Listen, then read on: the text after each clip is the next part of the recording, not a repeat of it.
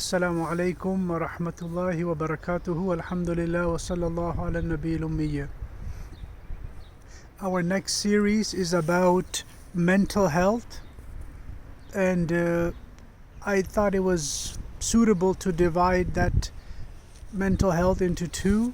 One would be a person's permanent or their default mental state, and the other one would be temporary mental state. So for example, a person is a really calm, gentle person, but then they happen to have less sleep or they haven't had a meal. So now this person is a gentle person, but he's hungry or whatever, tired, so they might be more irritable. They might be able to get upset faster. So now that the division is clear, we can continue. So now it'll be very suitable and wise for a person to consider what kind of traits a person has himself. For example, how are you on energy level? Are you very hyper energetic, or are you a very calm, less energy person? And it's good to know that, so when you interact with others and you're not able to match their energy levels, then it'll be suitable to know that there will be a difference. So energy level, for example, for the next thing would be optimism, how optimistic or pessimistic a person is, and so that'll be another thing to consider. What kind of person am I? So all these things, when a person knows themselves really well.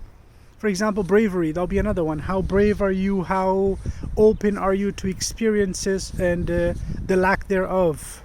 So once a person knows this about himself, then they can really consider, like, when they interact with others, they're able to make the right decisions.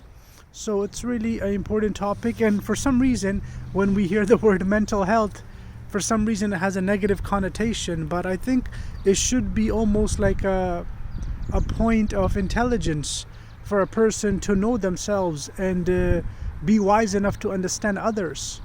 Because let's just say you interact with someone who has very low energy or low self-esteem for whatever reason, or they're very pessimistic. So now when you're sharing ideas with them, you obviously would want to have that understanding that this person is not the same as my understanding. So that way you're able to relate to people more. So I think it's a really cool topic to study.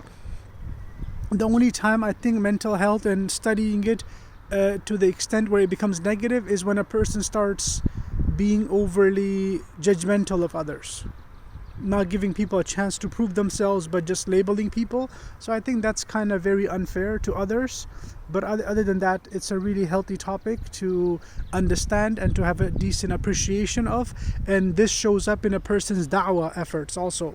So once you start helping others in matters of life, religion, and so on, it's good to know, so you're not giving the wrong advices to people, you're not disturbing people's lives. So that way you're able to help others in the best way possible. So may Allah give us tawfiq to understand. Wa akhiru da'wana alhamdulillahi rabbil alameen wa sallallahu ala nabiyyil ummi.